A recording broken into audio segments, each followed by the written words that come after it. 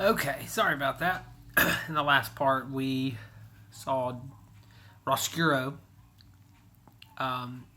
talking to a new prisoner in the dungeon.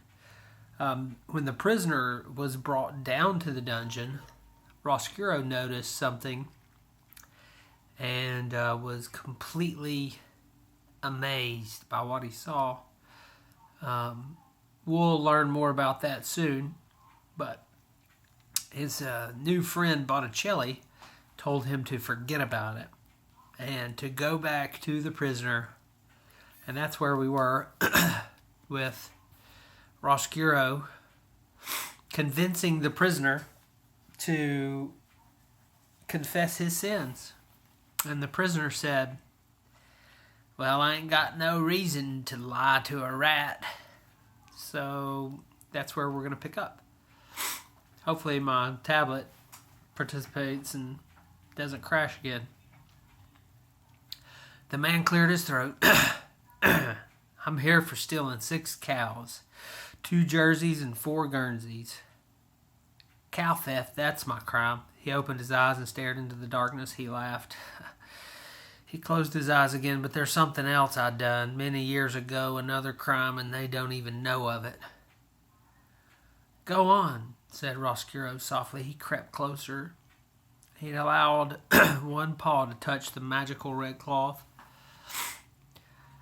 I traded my girl, my own daughter, for this red tablecloth, for a hen and a handful of cigarettes." "Tss," said Roscuro. He was not alarmed to hear such a hideous thing. His parents, after all, had not much cared for him, and certainly, if there was any profit in it, they would have sold him. And then, too, Botticelli Rimorso, one lazy Sunday afternoon, had recited from memory all the confessions he had heard from prisoners. What humans were capable of came as no surprise to Roscuro. "And then," said the man. "And then," encouraged Roscuro.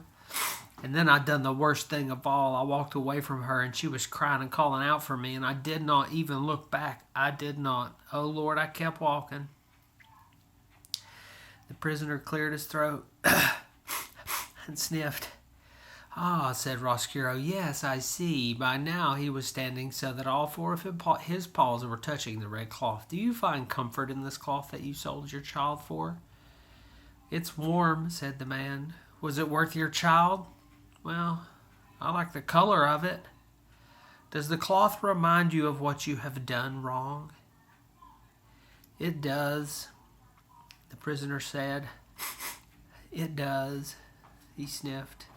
"Allow me to ease your burden," said Roscuro. He stood on his hind legs and bowed at his waist. "I will take this reminder of your sin from you," he said. The rat took hold of the tablecloth in his strong teeth and pulled it off the shoulders of the man. "Hey, see here, I want that back."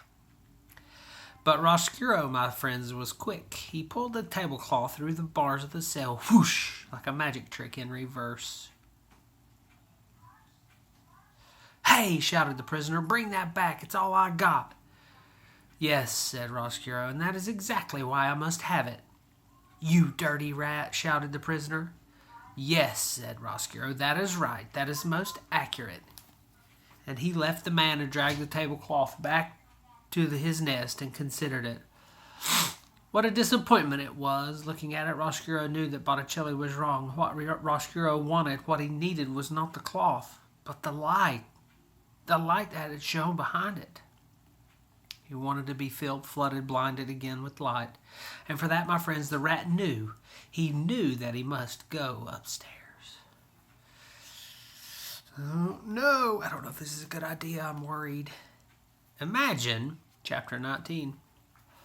Imagine, if you will, having spent the whole of your life in a dungeon. Imagine that late one spring day, you step out of the dark and into a world of bright colors, windows, polished floors, winking copper pots, shining suits of armor, and tapestries sewn in gold. Imagine, while you are imagining things, imagine this too. Imagine that at the same time the rat steps from the dungeon and into the castle, a mouse is being born. A mouse is being born upstairs. A mouse, my friends, who is destined to meet the light-bedazzled rat. But that meeting will occur much later, and for now the rat is nothing but happy, delighted, amazed to find himself standing in so much light. "I," said Roscuro, spinning dizzily from one bright thing to the next, "I will never leave. No, never. I will never go back to the dungeon. Why would I? I will never torture another prisoner. It is here that I belong." The rat waltzed happily from room to room until he found himself at the door of the banquet hall. He looked inside, and he saw gathered there King Philip, Queen Rosemary, and the Princess P, 20 noble people, a juggler, 4 minstrels, and all the king's men. This party, my friends, was a sight for a rat's eyes. Roscuro had never seen happy people. He had known only the miserable ones. Gregory the jailer and those who were consigned to his domain did not laugh or smile or clink glasses with the person sitting next to them. Roscuro was enchanted. Everything glittered, everything. The gold spoons on the table, the jingle bells on the jugglers' caps, the strings on the minstrels' guitars, and the crowns on the king's and the queen's heads. And the little princess, oh, how lovely she was, how much like light itself. Her gown was covered in sequins that winked and glimmered at the rat, and when she laughed, and she laughed often, everything around her seemed to grow and glow even brighter. "Oh, really," said Roscuro, "this is too extraordinary. This is too wonderful. I must tell Botticelli that he was wrong. Suffering is not the answer. Light is the answer." And he made his way into the banquet hall. He lifted his tail off the ground and held it at an angle and marched in time to the music the minstrels were playing on their guitars. The rat, my friends, invited himself to the party. I don't know. This doesn't sound like it's going to go well. So, Roscuro has let himself into the party. It's getting interesting. Let's find out what happens. There was in the banquet hall a most beautiful and ornate chandelier. The crystals that hung from it caught the light of the candles on the table and the light from the face of the laughing princess. They danced to the rhythm of the minstrel's music, swaying back and forth, twinkling and beckoning. What better place to view all this glory, all this beauty? There was so much laughing and singing and juggling that no one noticed as Roscuro crawled up a table leg and onto the table, and from there flung himself onto the lowest branch of the chandelier. Hanging by one paw, he swung back and forth, admiring the spectacle below him. The smells of the food, the sound of the music, and the light. Oh, the light, the light. Amazing, unbelievable. Roscuro smiled and shook his head. Unfortunately, a rat can hang from a chandelier for only so long before he is discovered. This would be true at even the loudest party. My friends, do you know who it was that spotted him? You're right. The sharp-eyed Princess P. "A rat!" she shouted. "A rat is hanging from the chandelier!" The party, as I have noted, was loud. The minstrels were strumming and singing. The people were laughing and eating. The man with the jingle cap was juggling and jingling. No one in the midst of all this merriment. No one heard the P. No one except for Roscuro. Rat! He had never before been aware of what an ugly word it was. Rat! In the middle of all that beauty, it immediately became clear that it was an extremely distasteful syllable. Rat! A curse, an insult, a word totally without light, and not until he heard it from the mouth of the princess did Roscuro realize that he did not like being a rat, that he did not want to be a rat. This revelation hit Roscuro with such force that it made him lose his grip on the chandelier. The rat, my friends, fell. And alas, he fell right directly into the queen's bowl of soup. Here's a picture of Roscuro, sorry. Let's try that again. Roscuro holding on to the chandelier. You see him there, way above the party. Okay. Princess P spies Roscuro, screams at Roscuro. Roscuro falls from the chandelier and lands in the queen's soup.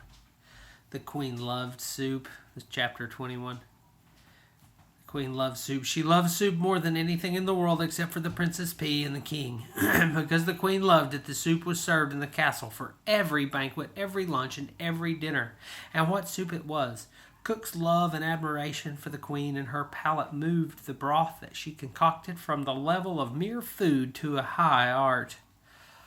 On this particular day, for this particular banquet, Cook had outdone herself. The soup was a masterwork, a delicate mingling of chicken, watercress, and garlic. Roscuro, as he surfaced from the bottom of the queen's capacious bowl, could not help taking a few appreciative sips. Lovely, he said, distracted for a moment from the misery of his existence. Oh, it's delightful. See, shouted the P. See, she stood. She pointed her finger right at Roscuro. It is a rat. I told you that it was a rat. He was hanging from the chandelier. Now he's in Mama's soup. The musicians stopped playing their guitars. The jugglers stopped juggling. The noble people stopped eating. The queen looked at Roscuro. Roscuro looked at the queen. My friends, in the spirit of honesty, I must utter a difficult and unsavory truth. Rats are not beautiful creatures. They're not even cute. Not even a little. They are really rather nasty beasts, particularly if one happens to appear in your bowl of soup with pieces of watercress clinging to his whiskers. There was a long moment of silence, and then Roscuro said to the queen, I beg your pardon. In response, the queen flung her spoon in the air and made an incredible noise, a noise that was in no way worthy of a queen, a noise somewhere between the neigh of a horse and the squeal of a pig, a noise that sounded something like...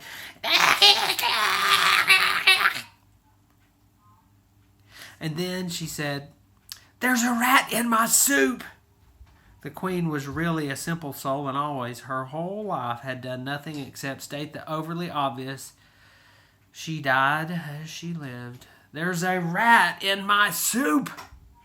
were the last words she uttered. She clutched her chest and fell over backward. Her royal chair hit the floor with a thump, and with the banquet hall exploded, spoons were dropped, chairs were flung back. "Save her!" thundered and thundered the king. "You must save her!" All the king's men ran to try and rescue the queen.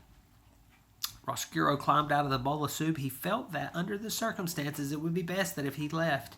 As he crawled across the tablecloth, he remembered the words of the prisoner in the dungeon, his regret that he did not look back at his daughter as he left her. And so Roscuro turned. He looked back, and he saw that the princess was glaring at him. Her eyes were filled with disgust and anger. "Go back to the dungeon," was what the look she gave him said. "Go back into the darkness where you belong." This look, my friends, broke Roscuro's heart. Did you think that rats do not have hearts? Well, that's wrong. All living things have a heart, and the heart of any living thing can be broken. If the rat had not looked over his shoulder, perhaps his heart would not have broken. And it is possible, then, that I would not have a story to tell. But, my friends, he did look back. And with that, we're going to stop again. The queen has died. Roscuro is running. The king's men are going to get him, I believe. I mean, I don't know. We'll just have to wait and see. But the rat is in trouble. And remember, at the same time all these things were happening, a little mouse was born upstairs in the castle. And we know that little mouse, but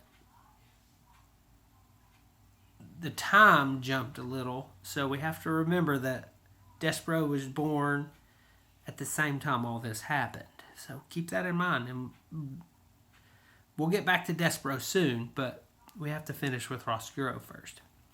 Okay, till next time.